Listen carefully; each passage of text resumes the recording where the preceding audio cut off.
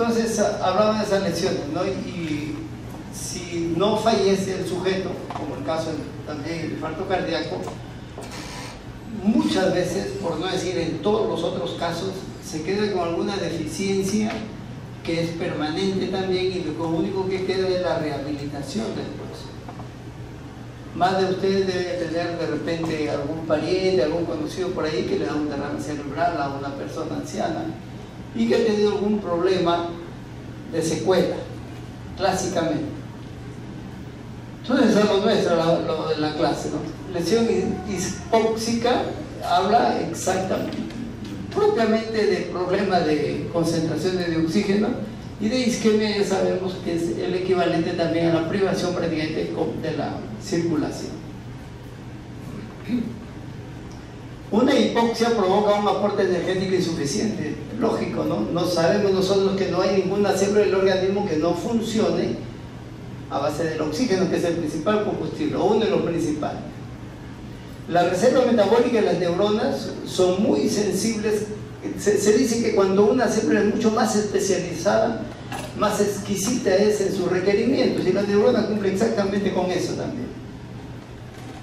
Estas situaciones eran, que decir, la hipoxia, ¿no? Falta de oxigenación sanguínea, una insuficiencia respiratoria grave, cualquiera de las que ustedes hayan estudiado, problemas de asfixia, de vía aérea, intoxicación o falta de metabolismo o falta de concentración de oxígeno adecuado, falta de flujo sanguíneo focal o generalizada, y es ahí donde nos vamos a centrar probablemente mayormente. Hipoglicemia intensa, especialmente en casos extremos. Ustedes sabrán, muchachos, seguramente cuando uno se toma desayuno, algún evento, cuando se desfila, etcétera, dice que se desmaya, es una hipoglicemia transitoria, menos mal, y después se recupera el sujeto y sigue la vida. Pero cuando hay alguna patología de fondo que provoca una hipoglicemia muy sostenida durante mucho tiempo, o muy severa esta, como es el caso de la diabetes descompensada, baja mucho la glicemia por algún mecanismo no bien controlado, y el paciente puede tener problemas a nivel encefálico. Al final, ¿qué ocurre? Produce una muerte de las neuronas. Por aquí las neuronas son más vulnerables en determinados territorios del encéfalo también, por ejemplo en el hipocampo y la corteza cerebelosa. Cuando se produce el corte brusco o sostenido del riego sanguíneo, vale decir obstrucción arterial principalmente, ocurre lo que se conoce el infarto cerebral. ¿Qué territorio? Todo el territorio que estaba irrigado por esta arteria. Y las consecuencias vendrán lógicamente después de ver cuál es la arteria comprometida. Si es hacia adelante, hacia atrás, hacia la base del encéfalo, o es intraparenquimal, en fin. Y un fenómeno importante en la lesión isquémica es la activación de receptores de glutamato que permiten la entrada incontrolada de calcio a las neuronas y provoca la muerte celular. Denominador común en muchos los tipos de muerte neuronal, ¿no? Miren este fenómeno que se produce, y esto se hace a veces muy rápidamente, ¿no?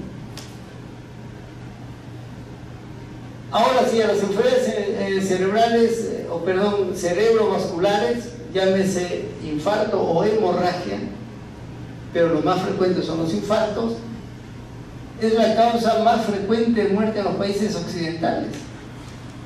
Por algo es importante, y en nuestro medio también, ¿ah? No está entre los primeros, porque nosotros tenemos otro tipo de problemas infecciosos, problemas degenerativos, neoplásicos, en fin, pero también ocupa un lugar importante como causa de mortalidad en nuestra población. Cuando esto ocurre, y es lógicamente repentino, se produce un cuadro neurológico que clínicamente ustedes ya lo deben haber conocido o lo conocen como ictus, ¿no? Producido en su gran mayoría por una hemorragia o un infarto cerebral. Infarto cerebral, entonces, ¿qué es?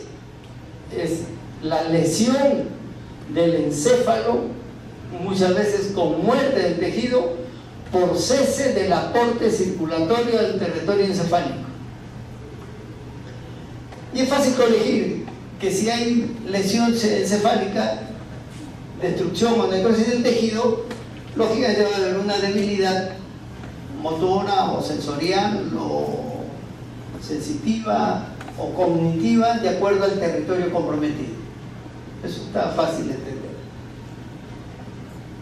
Dice que en algunos de los casos debe durar un poco más de las 24 horas. Por eso es que muchas veces el tratamiento o el concurso del profesional, cuanto más rápido, para ver si es que se puede corregir la obstrucción en buena hora, es mejor. Es decir, cuanto más rápido sea el tratamiento y por gente capacitada, la posibilidad de revertir, no del todo el cuadro, pero por lo menos de que la lesión sea mucho menor. Para distinguir los ataques isquémicos transitorios, donde hay una pérdida focal por isquemia de un territorio cerebral, arbitrariamente dice duración menor de 24 horas. Uno dice que debe pasar las 24 horas, generalmente son de vasos más grandes, mientras que cuando duran menos de 24 horas dice que son ataques isquémicos transitorios, que pueden ser múltiples, pueden ser seguidos quizá. Viene la referencia y el paciente algo le dice, de repente hasta hay una pérdida de memoria, una pérdida motora, y después, sin motivo aparente, vuelve a recuperarlo también la motilidad, en fin, para dividirlo en esos dos cuadros. Bueno, síntomas de un ataque cerebral. Súbitamente, la mayoría de las veces es así.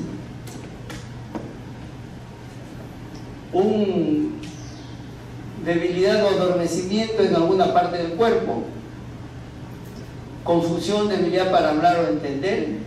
No es raro que alguien que, inclusive durmiendo, al día siguiente el sujeto no puede ni siquiera levantarse porque tiene debilidad de medio cuerpo o no puede hablar. Ha estado mejor, tranquilo y súbitamente pierde la capacidad de hablar, ¿no? En fin, de acuerdo al territorio que se comprometa, lógicamente habrá manifestaciones clínicas. Y esta es la representación. Cuando se rompe un vaso, será una hemorragia cerebral. Y cuando hay la obstrucción del vaso, se producirá el infarto cerebral.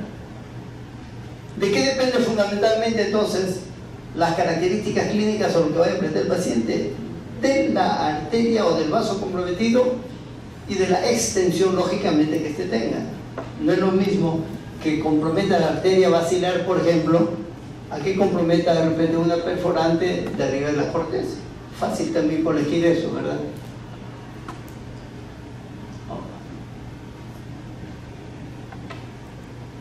Ya le decíamos en la introducción también que uno de los principales problemas, especialmente en la tercera edad, son los ateromas. Las arterias cerebrales principales, la arteria basilar, las principales complicaciones son el ateroma, y el ateroma, si ustedes se acuerdan, va de la mano, o mejor dicho, es un condicionante, un terreno muy propicio para que se forme el trombo. Y el trombo puede dar inicio, puede constituirse o transformarse después un émbolo cuando esto se desprende. El otro detalle es de que como se produce el ateroma, y por definición el ateroma civil, hay un engrosamiento de la pared del vaso arterial. Sin embargo, como es depósito, acúmulo de sustancias extrañas para la pared del vaso, este también produce necrosis de la pared del vaso. Y aunque esté más gruesa o esté aparentemente más fuerte porque puede hasta calcificarse, sin embargo está más débil y se rompe con facilidad o se deforma. Y ahí es lo que se conforma el aneurisma. Y si se deforma el vaso y se adelgaza la pared o es muy frágil, rápidamente se puede romper. El mismo mecanismo que puede ocurrir en cualquier otra parte del organismo, pero por las consecuencias es que en este caso de las arterias cerebrales es que nos convoca en esta reunión nada más. pero un aneurisma de la aorta es un cataclismo que lo puede matar al sujeto en 10, 15, 20 minutos. Más aún, obviamente, si es que no se hace el diagnóstico. Estos son los ateromas. ¿Y ustedes se acuerdan algo de patología general? Que seguramente lo han recordado. Perdón, lo han recordado seguramente cuando han hecho también cardiovascular. Hay dos tipos de aterosclerosis, hasta tres. Uno compromete los grandes vasos por su conformación y otro la microvasculatura. La patogenia es distinta, pero las consecuencias van a ser similares después. Por eso, arterioloesclerosis afecta a los pequeños vasos, especialmente para el caso nuestro, que penetran en el encéfalo. Y el compromiso, más bien, cuando hay arterioloesclerosis, se relaciona más con fenómenos de hipertensión o en los pacientes diabéticos. El paciente diabético en realidad tiene los dos. Tiene más boletos comprados. Y la alteración de los pequeños vasos predispone a infartos de tamaño pequeño, que se llaman infartos lacunares. Pero si nos acordamos que cuanto más se aleja del eje, es decir, cuanto más periféricamente llega un vaso, es más delgado, más pequeño, ¿verdad? Entonces, cuando esto se produce para el caso del encéfalo, produce compromiso cortical, porque es ahí ese nivel donde está la microvasculatura. Bueno, rápidamente, que esto lo hemos visto también, el trombo oclusivo, para el caso del infarto cerebral. Sin embargo, si hay una ruptura de una placa aterosclerótica, ¿qué hace? Se desprende la placa, que puede viajar y se convierte en un émbolo, como he dicho. Se activa los factores de coagulación, agregación plaquetaria y se forma el trombo, que puede ser o no oclusivo. Característicamente, cuando ustedes han hecho las clases el año pasado de patología, y creo que lo han hecho con el doctor Verona también, se habla que con los trombos generalmente las arterias son oclusivos. ¿Ya? ¿Por qué? Porque asientan sobre vasos y placas o placas ateroscleróticas. Si se compromete toda la luz del vaso, ya las consecuencias las podemos ver. Puede ser que se recupere y se resuelve el trombo, en pocos casos ocurre eso, o porque hay una terapia adecuada inmediatamente. Y por otro lado puede haber que crezca la placa, como en cualquier otro lugar de la economía. Estos son los fenómenos que tienen ustedes aquí, hasta que se forma la placa, el trombo, y que después se puede desprender. No nos olvidemos por qué hay mayor incidencia, porque por la similitud histológica entre los grandes vasos y los vasos cerebrales. También la mayoría de los grandes vasos cerebrales está considerado entre ellos como tipo de vasos elásticos en donde asientan las placas ateromatosas, porque hay otro tipo de aterosclerosis que no caracteriza por eso, ¿verdad? Bueno, si acá tenemos un ejemplo, se esclerosa el vaso, o un ateroma si se quiere, que por él mismo puede ocluir la luz del vaso, puede fragmentarse y después hacer una embolia, puede ulcerarse, puede transformarse o condicionar la presión del aneurisma también. Y el aneurisma ya tiene otro factor, no solamente es el problema obstructivo, sino además el problema de la turbulencia, que también abonan para que esto se forme otra vez un trombo y que se pueda después desprender. En fin, placas ateromatosas, les digo, cuando uno los examina realmente parecen unos verdaderos caños o tubos de plástico muy, muy rígidos, ¿no?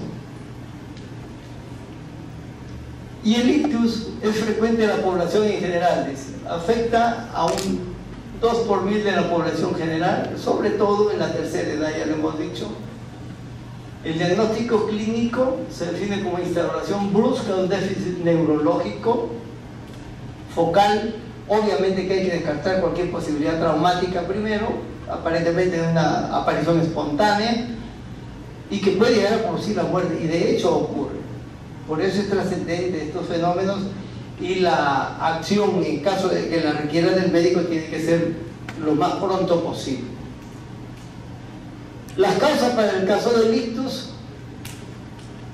son dos: o se obstruye el vaso por todo lo que hemos señalado, o se rompe el vaso.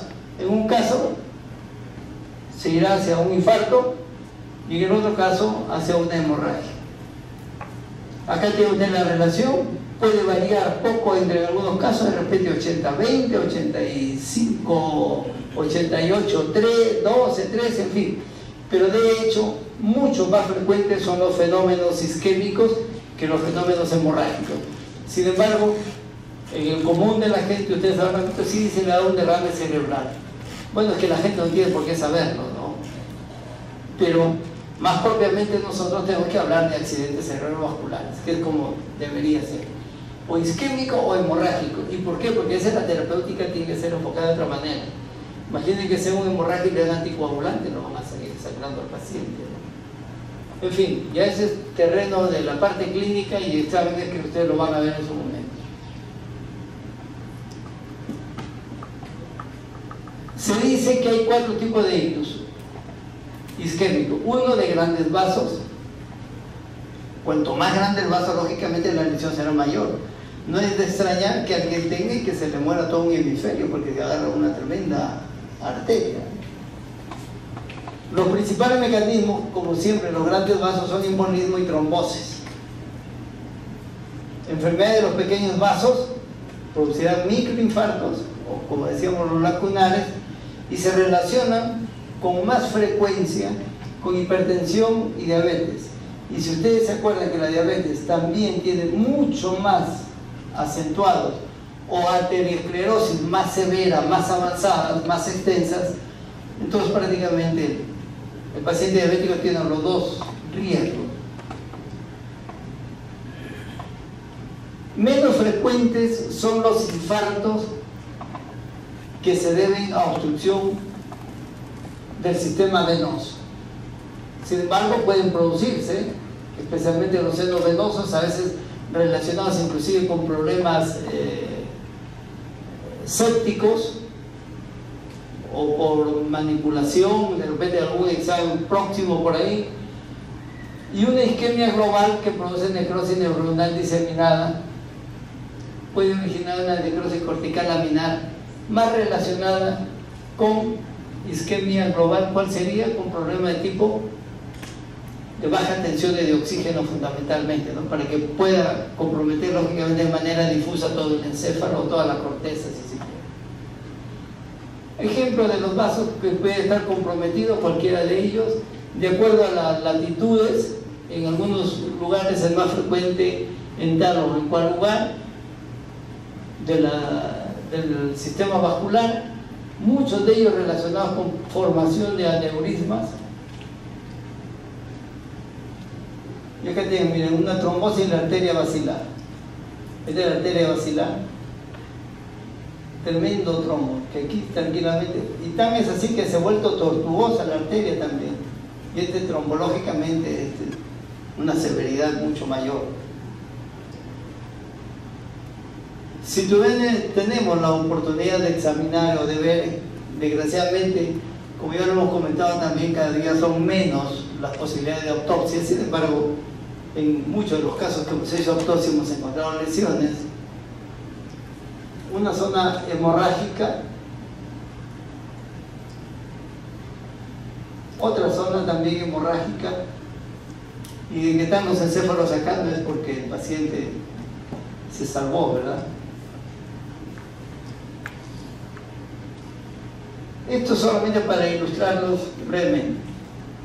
Si ese es el encéfalo, bueno, aquí lo más oscuro, lo más rojo, si se quiere, o violeta, de acuerdo a la resolución en este momento de aquí del monitor, es la zona donde está la sangre extravasada, y el resto es el parénquima encefálico necrosado. Pero como está necrótico, inclusive a veces se ve tanta necrosis que uno no puede reconocer qué tejido es, y informa nada más como tejido necrótico. En muchas veces sí tenemos esta oportunidad o esta suerte de ubicar la zona hemorrágica o de infarto y el vaso comprometido. No en todos los casos es posible, sin embargo, en los diferentes cortes que se puede hacer, uno puede ver tranquilamente la hemorragia y el vaso roto, si se quiere, por el extravasado. O, en el caso del infarto, haciendo los cortes, encontrar la zona del trombo. Estos son infartos cerebrales que pueden ser únicos o múltiples. Esta es una zona mucho más amplia, como verán ustedes. Probablemente este paciente no se ha muerto al primer infarto, ¿no? Al segundo, al tercero, cuarto evento probablemente. Una zona de infarto amplia.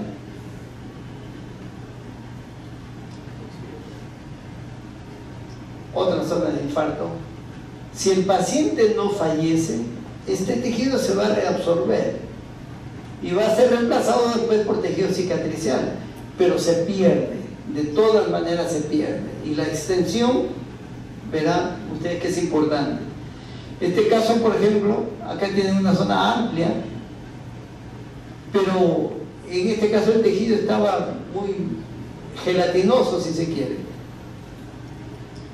Lo cortamos y van a ver ustedes que aquí está, las circunvoluciones se reconocen, pero que hay una masa que falta.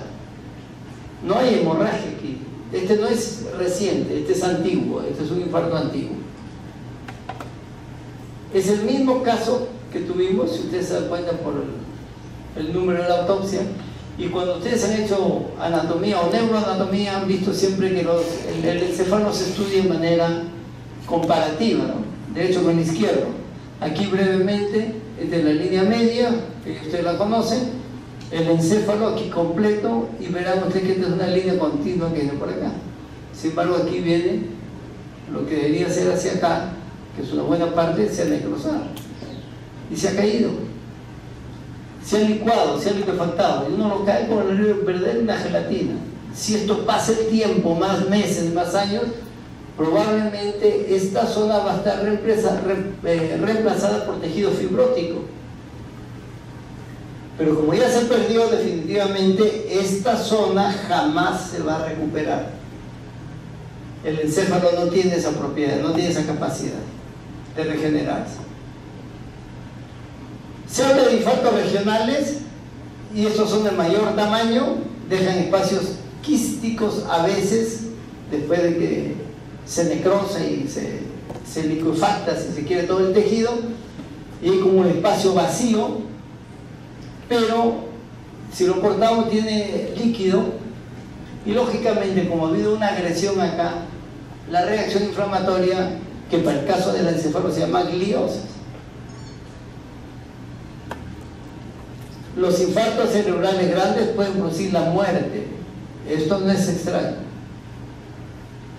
Si hay agresión, injuria en el encéfalo, ya sea por esta vía o por la hemorrágica, se produce una hipertensión endocraniana, provocando después herniación y compresión del tronco encefálico y provocando la muerte post el evento. Diríase como que no se muere propiamente por la cantidad de sangre que salió, por el infarto, por el territorio comprometido, sino más bien como que se produjo la hipertensión endocraniana, se enclava, o el enclavamiento de la amígdala cerebelosa en el agujero magno, y la muerte. Ahora, los dos componentes, por supuesto, si se suman los dos fenómenos, es mucho más fácil corregir. Acá tienen zona de infarto, otra zona de infarto, y aquí inclusive uno ya puede corregir que hay un problema de drenaje, porque tienen los ventrículos bien dilatados. Zona de infarto más antiguo, zona de infarto antiguo, y este es un caso donde ya está, se ha cicatrizado, a partir de la meninge y de los vasos meningeos por ahí. Bueno, se genera tejido cicatricial, que ustedes ya saben, dentro de los componentes principales que tiene. El primero es el tejido de granulación, ¿verdad? Con muchos fibroblastos, colágeno, etc. Y después se transforma en tejido fibroso propiamente tal.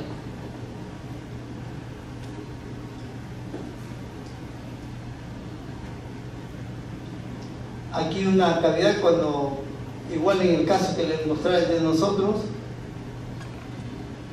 lo cortamos y se va jugando, sale líquido y queda pues como una superficie o una estructura quística, si se quiere.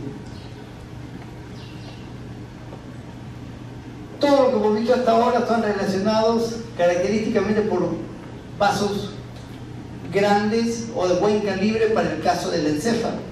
Por eso que los territorios son más o menos grandes también y extensos, tanto que pueden provocar la muerte.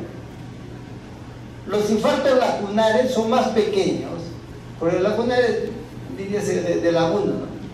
Que está relacionado más por arterioloesclerosis, y sabemos que la arterioloesclerosis de pequeño nace, de su nombre viene.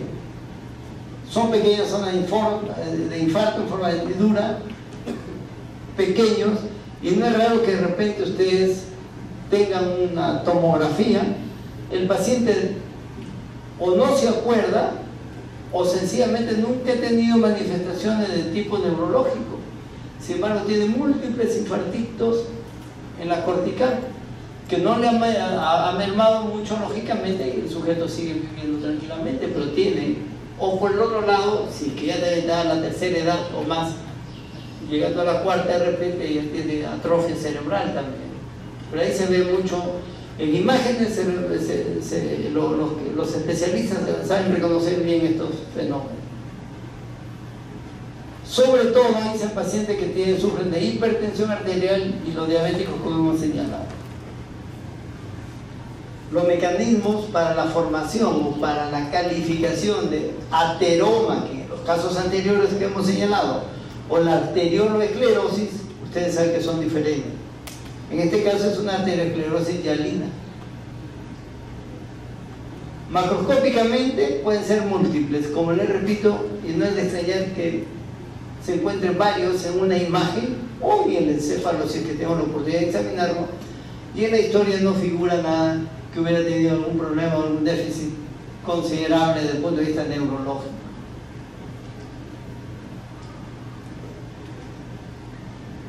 Macroscópicamente pueden ser múltiples, pequeñitos generalmente.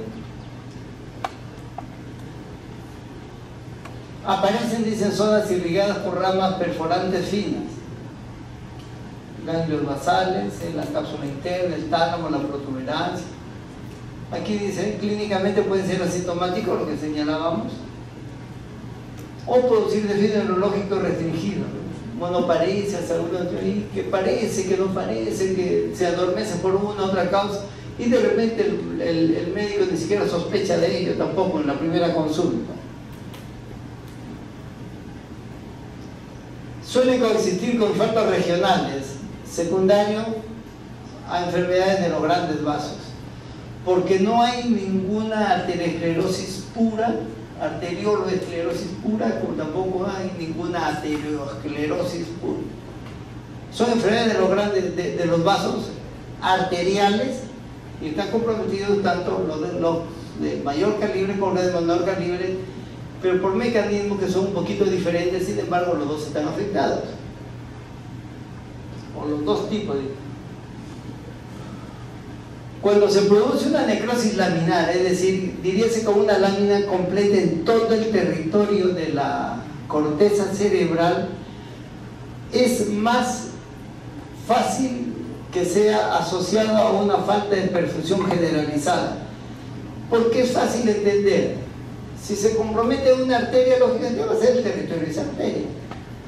2 o 3 arteriolas también va a ser el territorio de ellas, pero porque sea difusamente en toda la corteza, tiene que ser otro mecanismo. Entre ellos, el principal, una dificultad, una hipoperfusión sostenida y lógicamente generalizada. ¿En qué caso se puede ver eso? Un paro cardíaco, una hipoglicemia intensa, y es uno de los mecanismos por que se produzca en los casos de, lo van a ver seguramente ustedes con mucho detalle en medicina legal, cuando hay intoxicación por monóxido de carbono. Ahora menos mal menos, mucho menos, ya hace años que no escucho una noticia de naturaleza, ni con fines suicidas o no, ¿no? La famosa muerte dulce. El quería suicidarse, el que sabe, cierra el auto en la cochera, en su garaje, cierra las puertas, prende el auto y se echa a dormir en el auto. Con seguridad amanece muerto. Y no lo siente porque es una intoxicación por monóxido de carbono. Dice que por algo se llama la muerte dulce, dicen algunos. A mí todavía no me ha tocado a mí. Puede decir, porque no siente nada el paciente.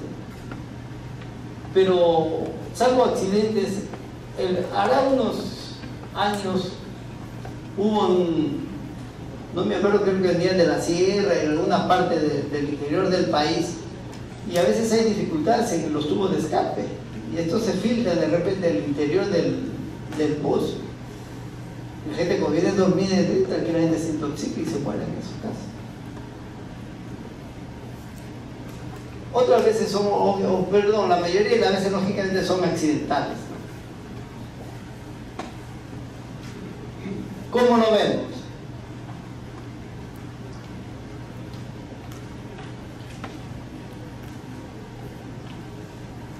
Acá les decía, bueno, la formación fácil también es entender el caso de un paro cardíaco por cualquier causa, o una hipoxia muy sostenida por problema respiratorio, cardiovascular, etc.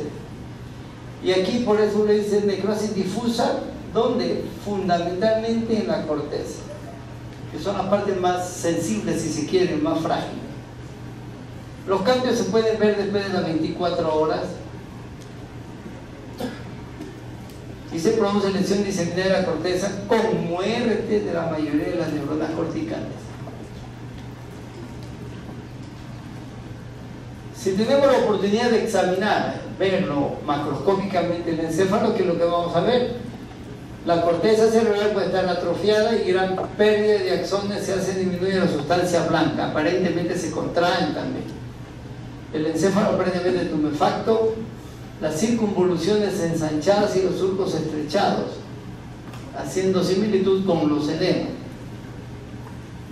Si los pacientes sobreviven, suelen presentar lesión cerebral grave y permanecer en estado vegetativo sin funciones corticales superiores. No se olviden que lo que más se malogra a este nivel es la corteza cerebral. Por eso es que se quedan sin funciones corticales superiores.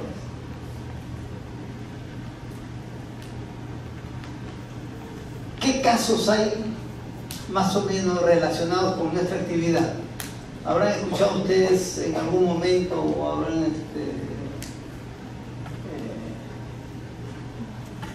enterados de alguna manera por ahí los famosos casos que hay problemas de la anestesia?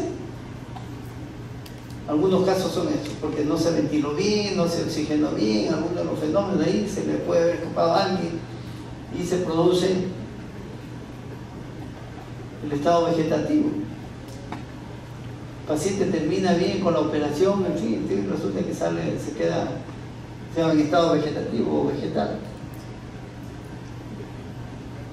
Cuando el compromiso es laminar y es de la corteza, tendrá que buscarse en toda la corteza el encéfalo, buscando las lesiones más representativas.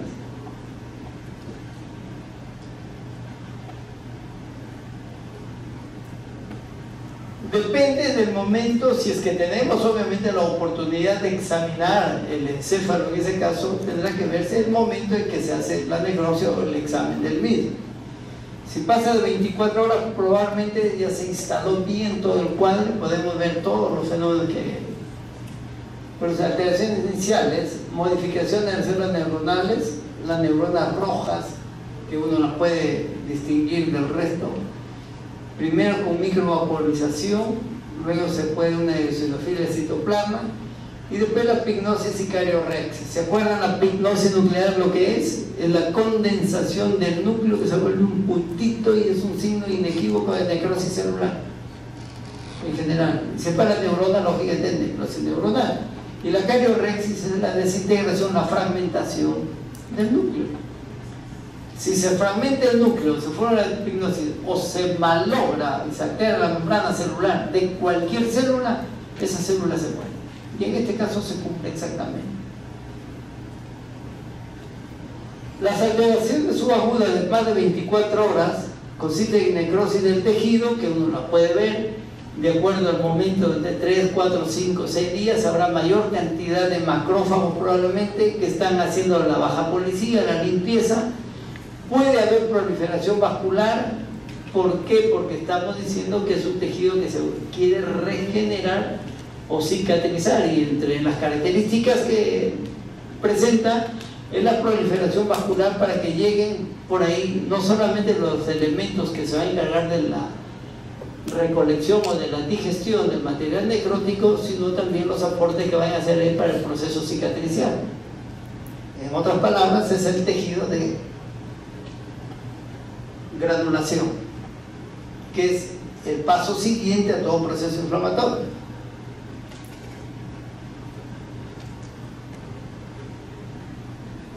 Y después de la gliosis. Gliosis reactiva. La gliosis es el fenómeno como el organismo, el encéfalo, perdón, no el organismo, sino el encéfalo se defiende de la injuria. Lo que dirías en otras partes del tejido, linfocitosis o neutrofilia, etcétera, de esa localización. En este caso el encéfalo son las gliosis. Si es que el paciente obviamente no sucumbe, puede haber, dice, se observa la reparación a partir de las 2 o 3 semanas para adelante, después que se ha podido eliminar todo el tejido necrótico, y lógicamente queda deficiente siempre la estructura del sistema nervioso central. En la corteza celular, la pérdida neuronal y la gliosis da lugar a la destrucción desigual del neocórtex. En fin, a final de cuentas, necrosis es muerte celular, y dependerá de la magnitud o de la extensión para que esto se vea o se pueda observar en diferentes niveles. Por ejemplo, acá, necrosis cortical. En anterior esclerosis, probablemente este paciente con hipertensión arterial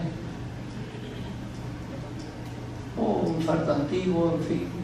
Y estos son los cambios que, si bien no son muy fidedignos para el caso de la fotografía, de todos modos, brevemente nada más, porque esto, si no se va a dedicar a la patología, no lo van a ver así, pero diríase para transmitirles el concepto y la idea. Esta es una neurona que todavía no está desintegrada. Acá hay otra, ¿verdad? Pero esta ya no tiene los bordes bien definidos, y el núcleo tampoco está se ha condensado. Acá también tenemos otra neurona que ustedes verán, ya los bordes citoplasmáticos y los bordes nucleares tampoco existen.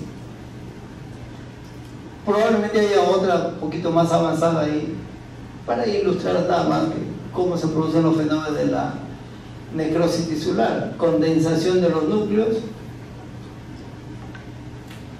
gliosis, que diría es el infiltrado inflamatorio, con monocitos y macrófagos que se encargan de la limpieza del tejido necrótico.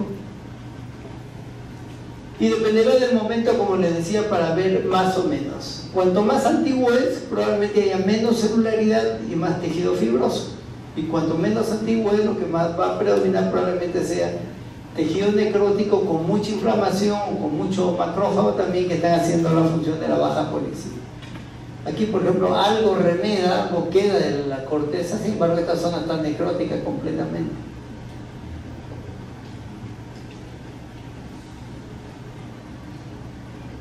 Aquí ya no reconocemos. Aquí, si no supiera que esto es una fotografía del encéfalo, es imposible decir, porque lo único que hay es tejido necrótico.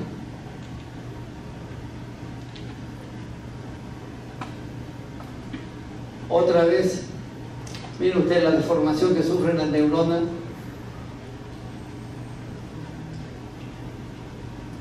Aquí es la famosa basofilia o eosinofilia.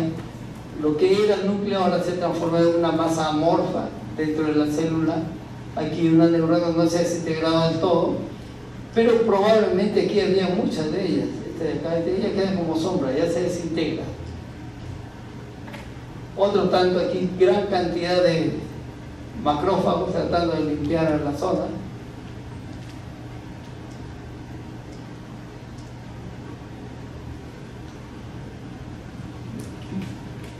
infartos lacunares, hemos dicho infartos más pequeños, que se debe justamente a la microvasculatura y más relacionado, como hemos dicho, hacia la zona más periférica o más corticales también por el tipo de vasos que llegan hasta ese extremo. Un vasito con otro vasito acá a su costado, un espacio perivascular ensanchado probablemente, porque esto no debería estar así. ¿Qué está ocurriendo? Que el parénquima se está contrayendo, se está atrofiando y quedan estos espacios. Y también va a quedar uno probablemente subaracnoideo, ¿no? Que habla de la atrofia encefálica. La atrofia, ¿cómo se ve? Disminución de los circunvoluciones y ensanchamiento de los surcos. Esto no necesariamente tiene que ser por problemas vasculares, ¿no? Si es de la tercera edad, también se relaciona casi siempre con ellos, pero sencillamente esto se habla como una atrofia que puede estar asociada también con lo que hemos señalado. Un infarto cerebral antiguo también. Infartos recientes, que pueden ser únicos o múltiples, dependerá del vaso comprometido.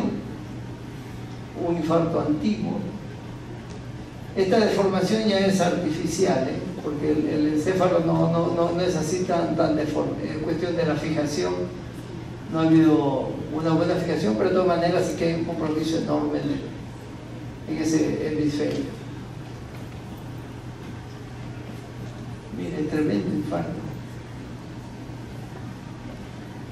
Hasta esta parte del camino, jóvenes, con lo que en la otra semana hablaremos algo de infecciones del encéfalo y de tumores cerebrales, que también va a ser una clase relativamente corta si comparamos con las otras que hemos hecho, porque si bien debemos tener los conceptos básicos de lo que está ocurriendo o de lo que puede ocurrir en un paciente, sin embargo, para los perfiles del médico general, lógicamente no se necesita tanto detalle en subtipos o de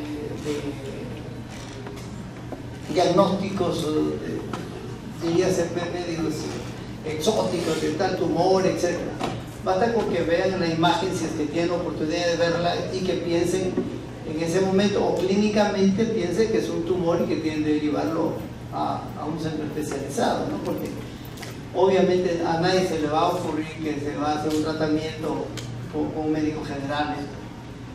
Si el tratamiento a veces es muy difícil en cuanto a los especialistas, mayor razón lógicamente para que el médico general, que en ninguno de los casos probablemente, tal vez alguna oportunidad por una necesidad, si quieres hacer un diagnóstico, entrar a trepanar un cráneo y evacuar de repente un hematoma, alguna cuestión así. Bien, hasta esta parte del camino entonces, chicos, lo dejamos. Nos vemos el próximo lunes.